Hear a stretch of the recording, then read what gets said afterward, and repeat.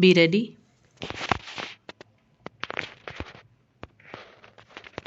5 seconds. Start. On behalf of the Government of India, I extend a very cordial welcome to the Chief Ministers and other representatives from the states and union territories who made it convenient to attend this important meeting at short notice. There has been a steep increase in the prices of certain essential commodities in the last few months.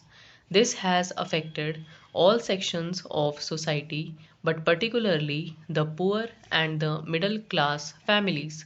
At the outset, I would like to state that this conference expresses its empathy and concern for the people who have suffered hardships because of this problem. The problem of price rise in India cannot be isolated from the problems in agriculture, markets, consumer markets, and the administration. It is a problem that simultaneously affects both the housewife and the farmer.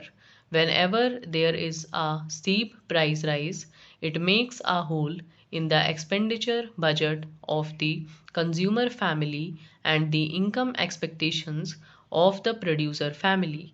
Rising prices is a national problem. It needs to be tackled by both the center and the state government separately as well as jointly. While an objective analysis of the program is no doubt necessary for its proper implementation and resolution, politicization of the issue should be avoided. The spirit of cooperation and sharing of responsibility alone can help us evolve effective long term, medium term, and immediate strategies to stabilize and reduce prices of essential commodities. I am sure we will conduct the proceedings of this conference in this constructive spirit. My government has accorded the highest priority to ensuring adequate supplies of essential commodities as well as keeping their prices within reasonable limits. Towards this end, a series of meetings has been held. Recently, the Cabinet Secretary had convened a meeting of the Chief Secretaries of States, Union Territories to review the price situation and also to evolve an action plan for curbing the rise in the prices of essential commodities as well as increasing the supplies of these commodities in different parts of the country. The plan has already been sent to you for further action. I am sure that the state government and union territory administrations have come forward prepared to discuss the implementation of the plan. The main reason for the recent spurt in prices was the weather. On account of the low unit price of the agriculture products, even a small shortfall in supplies causes large price fluctuations, and the market structure responds to this reality in a manner detrimental to the consumer's interest.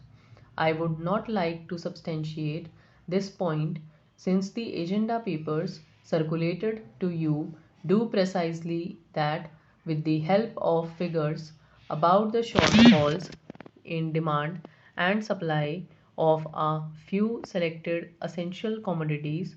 What needs to be noted, however, is that there have been large regional variations in the price rise. The onion prices in Delhi and some other cities registered much sharper increases than cities in the south. I must dwell here briefly on onion prices. The unprecedented weather conditions leading to sharp supply shortages is the reason for shortage on onions.